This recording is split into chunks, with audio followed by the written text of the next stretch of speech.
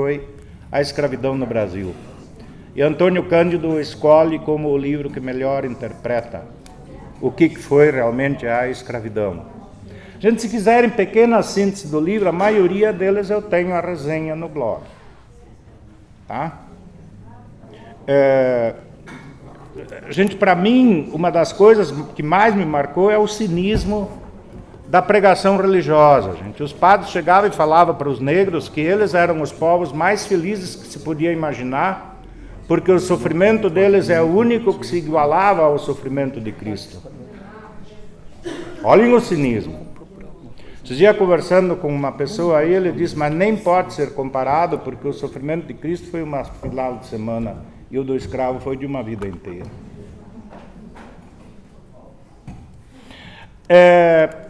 Graciliano Ramos. O Vanderlei mandou estudar, ontem nós incluímos rápido na lista. Gente, o Brasil não lê Graciliano Ramos, o Dostoiévski brasileiro.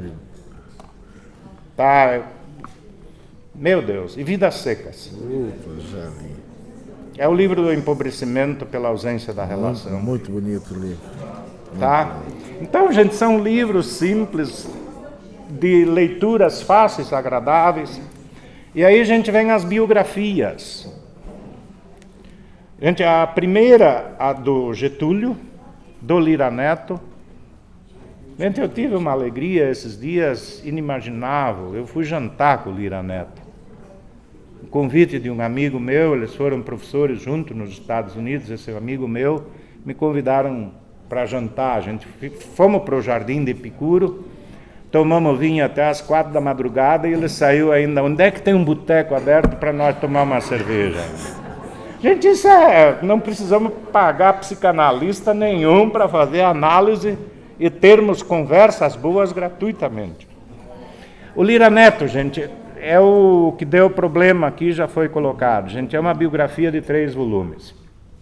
Ao grupo nós deixamos uma sugestão, se não conseguirem, se perceberem que não dão conta dos 3, o terceiro, que é a parte mais política, que vai nos interessar, que tem um filme, Getúlio, Momento Final, uma coisa assim também, que é exatamente os 54 ali, a volta dele ao governo. Gente, é óbvio que o interessante seria lê-lo inteiro, mas, gente, se não der, pela exiguidade de tempo, eu tinha alertado para isso, mas tudo bem. Então, o terceiro volume é o menos, né?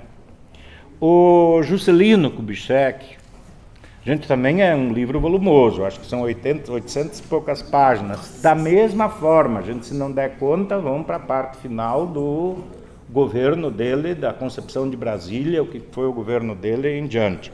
Cláudio Bojunga. Um livro muito agradável. Gente, as coisas agradáveis, gente, os detalhes riquíssimos, gente. A igreja da Pampulha ficou, acho que uns 20 anos sem missa, porque foi construída, arquitetada por um comunista.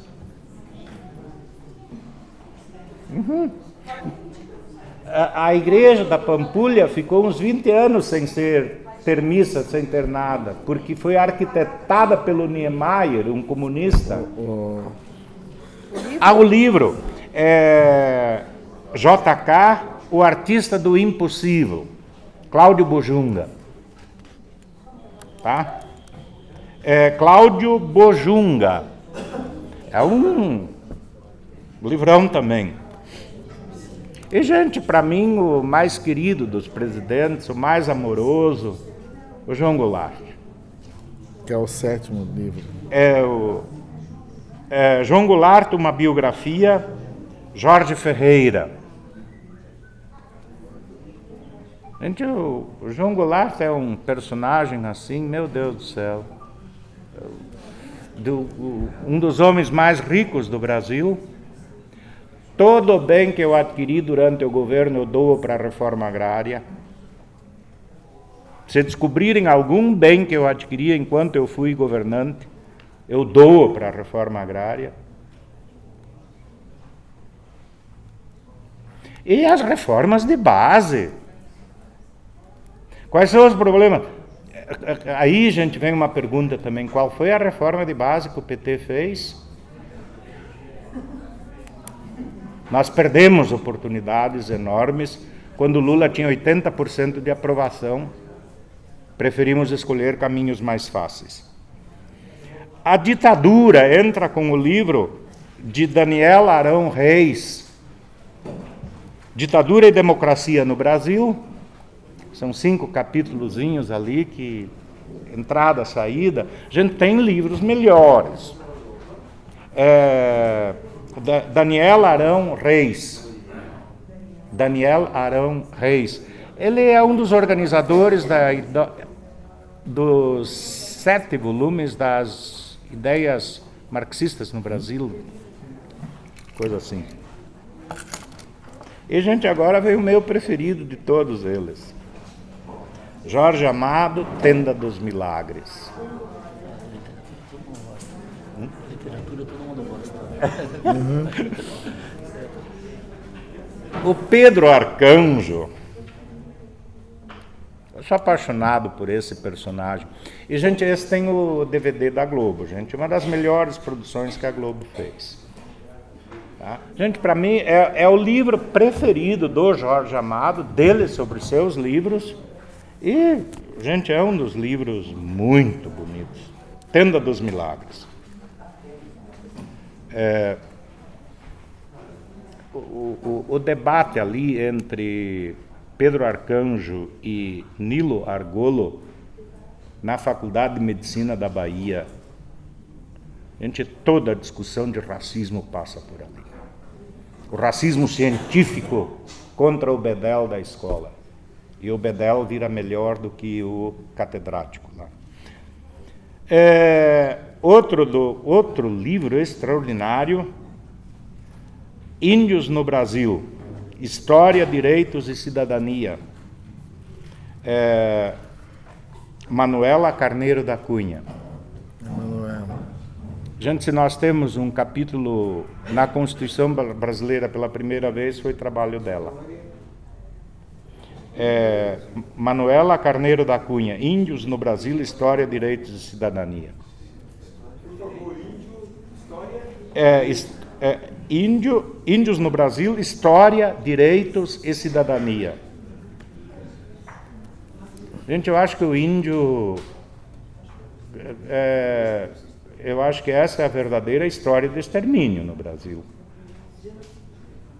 Tá? E, gente, a nossa ideia que nós temos de índio Manuela cristalizada Carneiro. é uma barbaridade. Gente, nós temos ideias bonitas, gente. Quando a gente estudar, pode adiantar? Essas questões das lutas populares, gente, nós tivemos uma experiência aqui das missões que o Humberto Eco diz foi um santo experimento.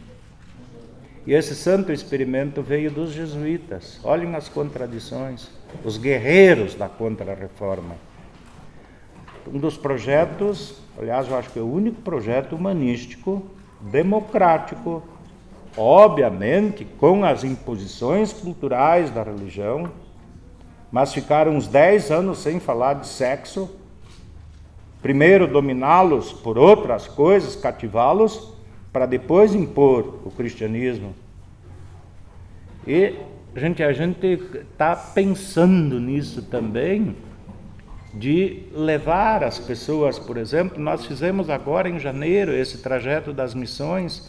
Ele é um projeto paraguaio, dos jesuítas do Paraguai, e ele veio se estendendo para a Argentina, para o que são hoje territórios da Argentina e do Rio Grande do Sul, que eram todos territórios espanhóis. Gente, aí você vai entender quem era esse índio Guarani. Os jesuítas fizeram um trabalho, gente, uma das coisas lá na Trinidade, que é a que mais está conservada. Gente, o espaço das cadeias era 2, 3 lugarzinhos. Conseguiram, gente, fazer um experimento que durou uns 100 anos.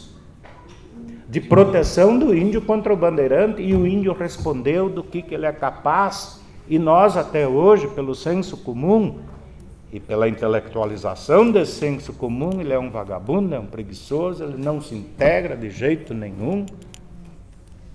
Exterminá-lo é... Tá? Belíssimo livro. Outro, gente, se vocês querem uma radiografia do que é o projeto neoliberal globalizado, o livro da Naomi Klein. Naomi Klein, A Doutrina do Choque, a Ascensão do Capitalismo de Desastre. A ascensão do capitalismo de desastre. A doutrina do choque, gente, é do choque elétrico, de curar louco. É aplicar essa violência da doutrina liberal, e aí ela dá um passeio por todos os países onde o neoliberalismo se implantou e como foi implantado e os resultados disso. Gente, eu acho que não vamos aqui ver exatamente o enfoque teórico, gente. Isso nós fazemos nos textos de educação, onde, gente, o secretário de Educação de São Paulo falou essa semana que educação não é um dever do Estado. Gente, vamos ler as origens disso daqui, é o pensamento de Milton Friedman, num texto lá que vai interpretar o que é o Estado mínimo concebido pelo Adam Smith, em que coloca tudo para o mercado. O parâmetro é esse, gente. Tudo onde o Estado está e o privado está, o Estado tem que cair fora. E, gente, uma frase dessa semana do secretário de Educação de São Paulo. Não é um dever do Estado a educação, gente. Isso é marca do neoliberalismo. Gente, quando o liberalismo se afirma com os seus teóricos, como é que é o nome do cara lá, especialmente depois com o John Stuart Mill, vai virar meio socialista, mas quem é o grande administrador lá? Não, nem o Adam Smith, nem o John Locke, o Hayek, não. Não, esses são bem posteriores, gente. Tá me fugindo, depois eu levei. Não. Vamos. Depois levei. E, gente, aí vem esses últimos livros aqui, lançamentos recentes. Para mim, o melhor livro lançado no Brasil em 2015, o da Márcia Tiburi, é Como Conversar com um Fascista. Reflexões sobre o cotidiano autoritário brasileiro. Alteridade, linguagem, gente, participação política. São livros, gente, fundamentados na filosofia. Relação de diálogo, não diálogo. E o último deles, gente, que eu acho que é o mais dificilzinho deles, porque ele tem um pressuposto que é o livro Gessé Souza. Gente, eu já tive um contato com ele, já peguei o cartãozinho de contato com ele para... O que é uma das intenções? Trazer figuras provocativas e vozes diferentes, não da mesma corrente política a qual eu pertenço e só ouvir uma única voz, mas de ouvir vozes plurais, diferentes e provocadoras.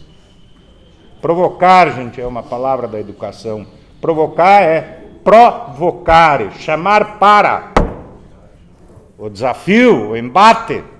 Para isso eu tenho que me preparar. E o livro do Gessé Souza, A Tolice da Inteligência Brasileira,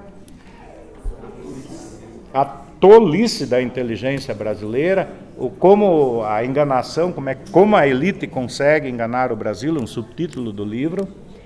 Gente, por que é um livro difícil? Ele passa pura e simplesmente por todos os intérpretes de Brasil, denuncia a ingenuidade de uns e a má-fé de outros. E a visão determinista, economicista dos comunistas também na interpretação de Brasil. E termina exatamente com uma análise do momento presente. Isso, ok. Gente, essa é a apresentação e agora a distribuição. Eu acho que a distribuição, primeiramente, livre, senão a forma democrática do sorteio. E acho que estão antevendo o Jardim de Epicuro, que serão esses debates posteriores.